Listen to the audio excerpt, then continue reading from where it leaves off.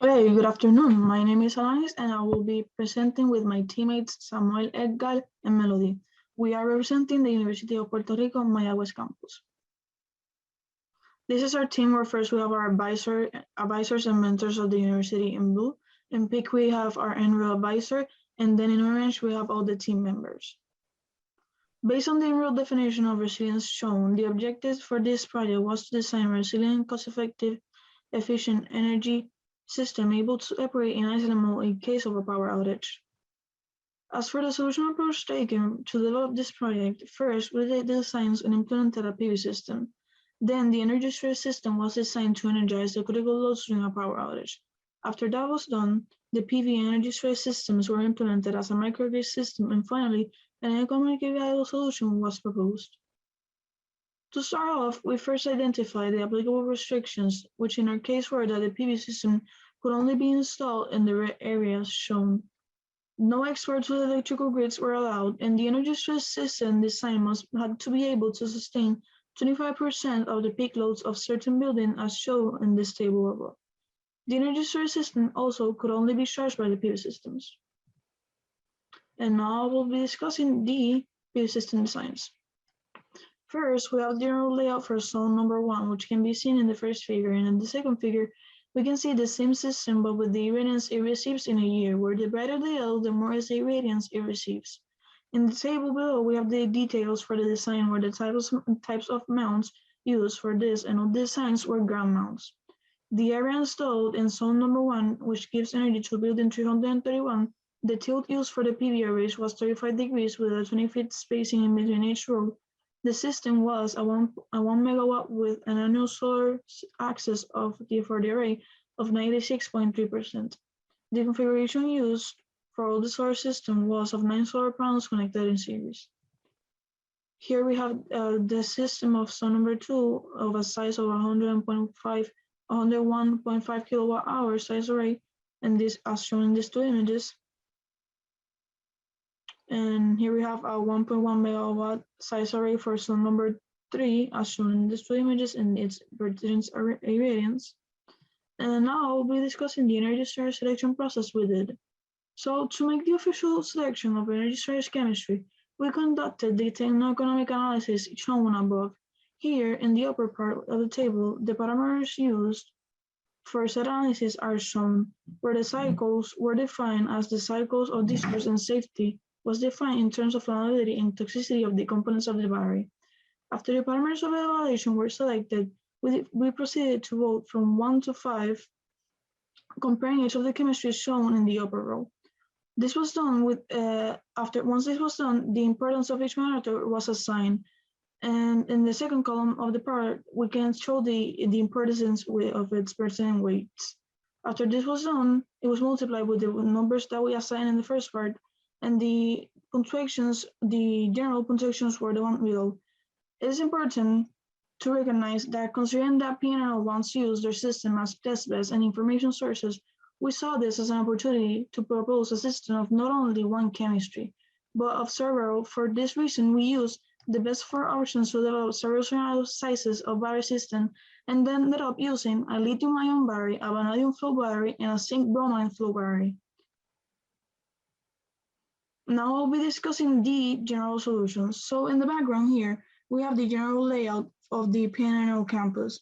In this area right here, it's zone 3, where we propose a 1.1 megawatt PV array connected to one of these two areas that we propose, where we name them the energy management area. Here, there will be placed a battery inverter charger and a transformer connected to a 4.2 megawatt hour battery system that will power the buildings 3020, 3400, and 3410.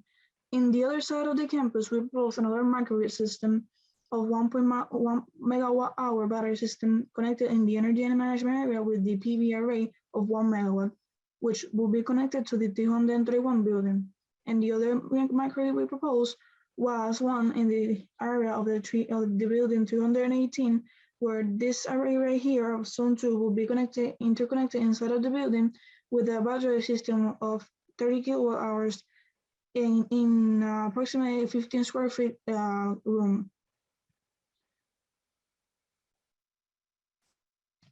Here, here we have the microgrids we propose, the buildings connected to each one of them, the locations for the PV arrays, the mount types, the tilt used, the sizes of said PV arrays, the annual outputs of said PV arrays, the chemistry we use for the batteries, the sizes of each of the batteries we propose, the power, and the critical loads they will have to sustain. In here, we present this 3 different scenarios of the countless more they can do of how the energy could be distributed between these three buildings.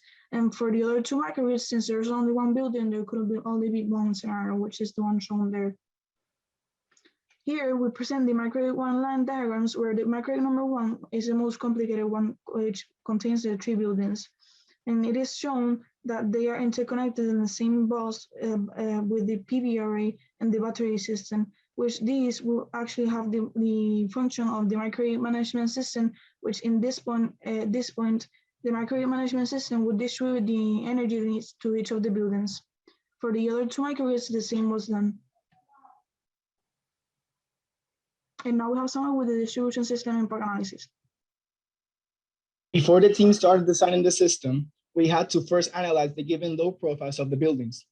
As you can see on the top graph, we identified that at random intervals, the building's consumption suddenly went to 0 or the data available was not reliable. To solve this problem, the team proceeded into applying different statistical methods such as rolling average, variance comparison, and pattern recognition to normalize the values. On the bottom graph, you can see the results after the team processed the data, showing that we were able to replace the missing values with more realistic ones. Next slide, please.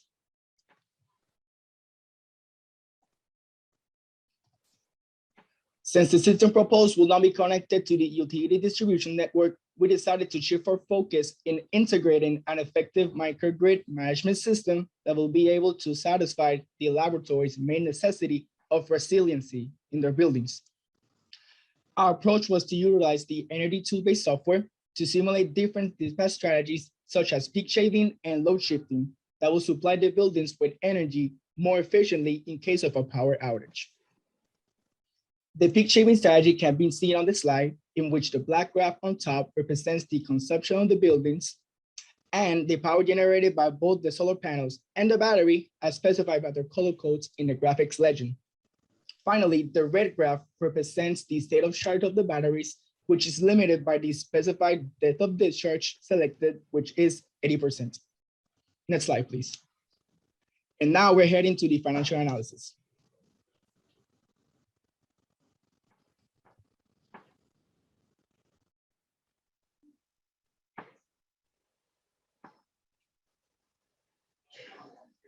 Excuse me, for the financial analysis, multiple assumptions were made regarding the economic landscape, the contract structuring, and the system performance yields. Our goal was to size PNNL's our goals was to size our systems to fit PNNL's practical objectives while providing some additional capacity for research and development. The table displays a comparison of the PPA and cash purchase scenarios for the 30-20 microgrid.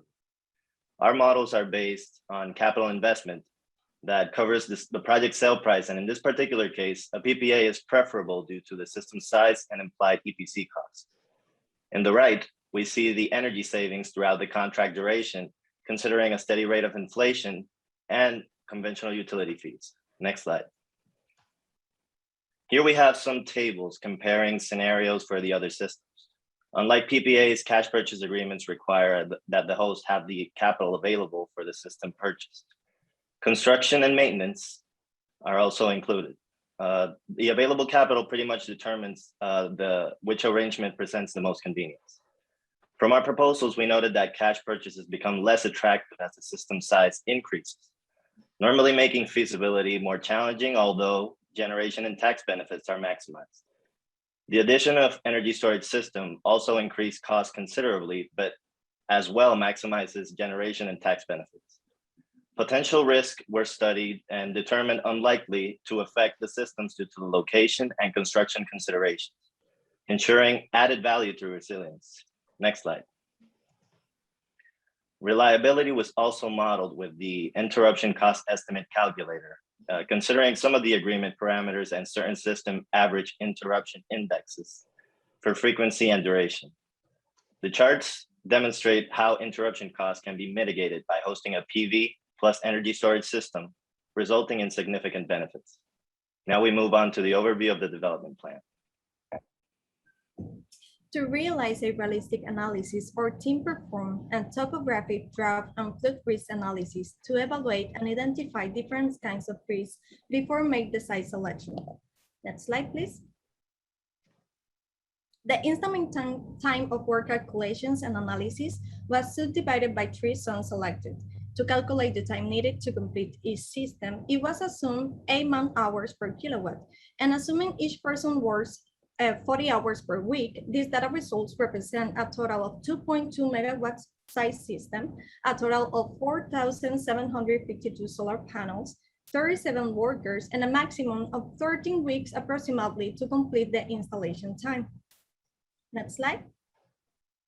After the construction analysis and permitting, installation, and interconnection timeline were designed, initiation was subdivided into permitting from January 10 to April 10, the material and equipment procurement from April 10 to May 10. This period was established considering different types of delay that could arise and also taking into consideration the verification process for the project needs. The installation process of the 3 areas will start simultaneously on May 16. Zone number 2 with the least time, June 20, and zone number 3, the longest time to complete, August 14. Finally, the connection part works as a final connection, and testing was calculated to begin on August 18 and ending on September 1st.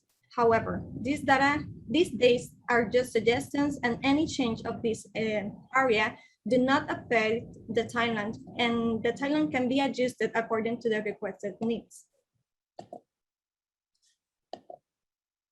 Some of the recommendations as a strategy to engage community members and achieve buy-in for project are: use the PNL official website in announcement, news, and also in the category of sustainable energy. Obtain a test bed experience taking advantage of the 3 batteries of 3 different technologies. It also be recommended to reuse existing wires in the lines of the buildings to develop future projects. Hiring a specialized external company as Swayzer Engineering Laboratories to create a custom microgrid management system. Workshops to be used this area like a project or teaching tool on photovoltaic system open to the public, virtually or face-to-face when the laboratory allows the locations. Next slide.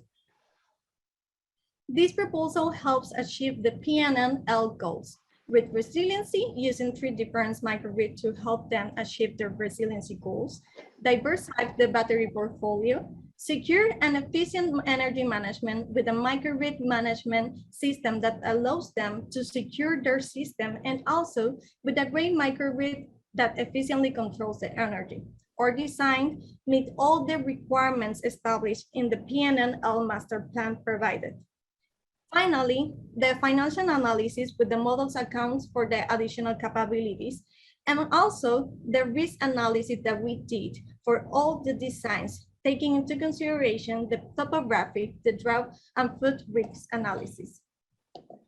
Now, we think that our team should won this competition for the reasons mentioned before, and because we achieved the designs of the system that complies with all the requirements of this competition.